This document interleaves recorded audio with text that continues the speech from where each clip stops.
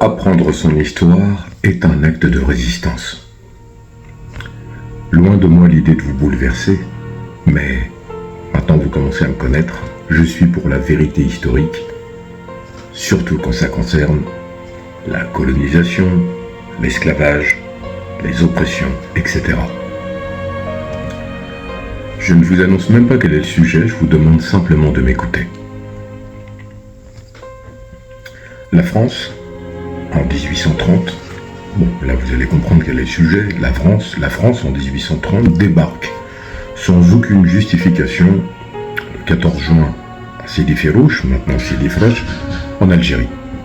Va s'en suivre des années et des années de guerre pour dominer ce territoire et le coloniser par une colonisation de peuplement. Va s'en suivre ensuite près de 100 ans d'occupation avec l'arrivée de colons, etc., etc. Mais je rappelle, parce que je l'ai dit en conférence, et je le répète et je le martèle, la France avait choisi de faire de l'Algérie un département français. C'est eux qui ne cessent de le répéter. Bien que de manière curieuse, on trouve sur les cartes de géographie, les cartes scolaires des années, des mêmes années, des années 50, 60, et même 70, c'est-à-dire après l'indépendance, des significations de couleurs, c'est-à-dire qu'en fait, les colonies n'étaient pas de la même couleur sur la carte que la France, bien sûr, et que les départements français, que les Antilles, par exemple. Eh bien, l'Algérie était en rose comme une colonie, c'était la couleur des colonies. Donc, la France qui nous répète, à l'époque, les dirigeants, que l'Algérie, c'est la France, bon, parenthèse fermée. Pourquoi c'est important de souligner cela ?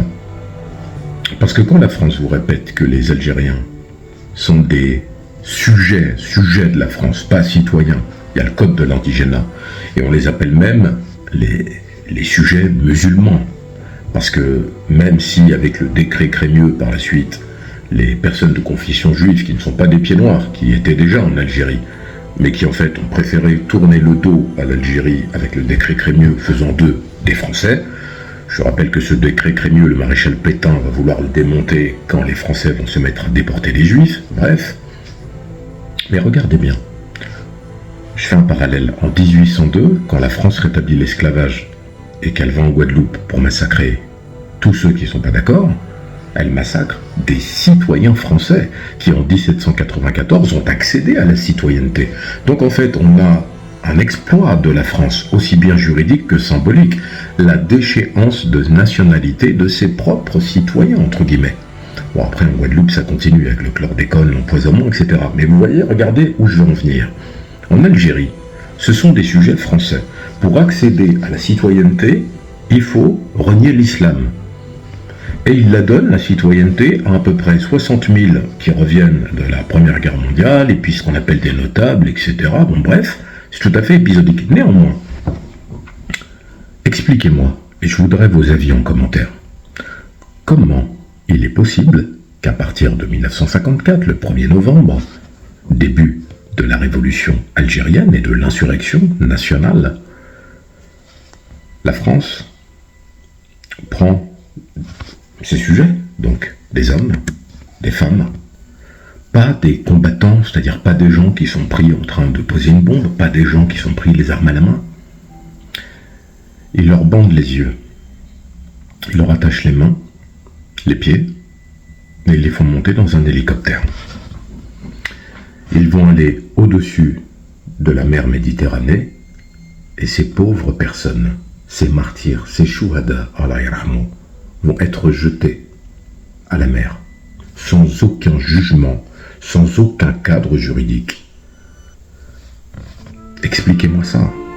Je veux dire, on a dépassé la logique. Vous voyez, j'ai parlé de mon père avec la torture, et tous les Algériens et les Algériennes ont au moins un membre de leur famille qui a subi soit les tortures, soit qui a été exécuté, un grand-père, un oncle, etc., un cousin, un père, un frère, peu importe.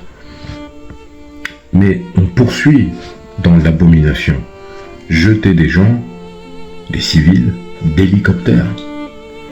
Il y a aussi une expression que vous connaissez peut-être, moi je préfère la modifier un peu, les cadavres de Bijar.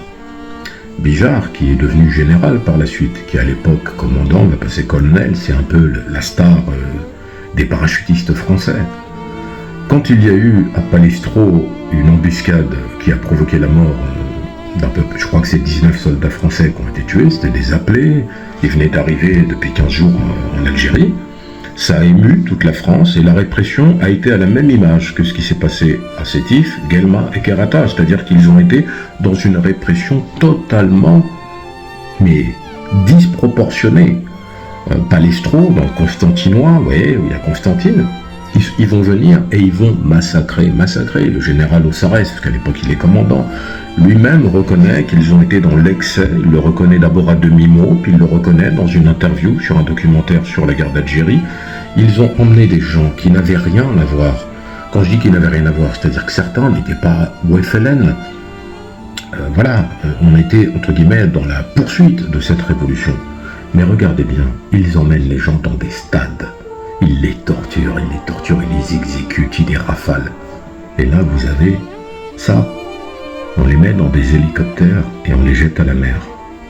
Comme ça, on n'a pas de traces, sauf que la mer va rejeter certains corps. On est sur des chiffres effarants. On parle de milliers de personnes. On ne parle pas de cas isolés. Ça veut dire que la France, qui vous répète à l'époque que l'Algérie, c'est la France, voyez le comportement. Pas de convention de Genève, pas de droit, pas de règles. Et après, ils vous disent que le FLN, ce sont des barbares, des sauvages, et que c'est une mission civilisatrice et pacificatrice. Et je vous demande vos avis, parce que vous connaissez sans doute cette histoire. Je vous demande vos avis sur le fait que, et surtout les Français qui vont passer et qui n'arrêtent pas de m'insulter, votre patriotisme, analysez-le bien à la lumière de ce que je viens de dire. Ils ont pris des personnes qui sont supposément français, des sujets français, même s'ils ne sont pas citoyens, sans aucune règle, et voilà ce qu'ils ont fait. Est-ce que c'est ça la guerre? C'est ça les opérations de maintien de l'ordre? Jeter des gens dans la Seine le 17 octobre 1961, etc. Et je rappelle que le préfet, à l'époque, c'est qui? Vous voyez, c'est ça qui est curieux. Le préfet en 1961 à Paris, c'est Maurice Papon. Mais il était où avant Maurice Papon? Il était en Algérie. Et oui, à Constantine, il était préfet. Même chose, il y a eu tous ces massacres sous l'autorité du préfet Maurice Papon, qui, je le rappelle, a été incarcéré à la prison de la Santé, et il a été reconnu qu'il était très actif dans la déportation de juifs, dans la persécution de résistants, et que c'était un collabo. Donc vous voyez, il le nomme préfet, et bizarrement, en mai 1967, quand ils ont tiré sur des Guadeloupéens de manière totalement disproportionnée là aussi, ça on n'en parle jamais. Alors après, les leçons, chers patriotes, gardez-les, parce que l'histoire c'est l'histoire. Il n'y a pas de haine dans mes propos, pas de haine contre le peuple français, pas de haine contre qui que ce soit, juste un rappel. L'histoire, c'est l'histoire quand c'est nous qui la racontons, et c'est ce que nous sommes en train de faire. Abonnez-vous.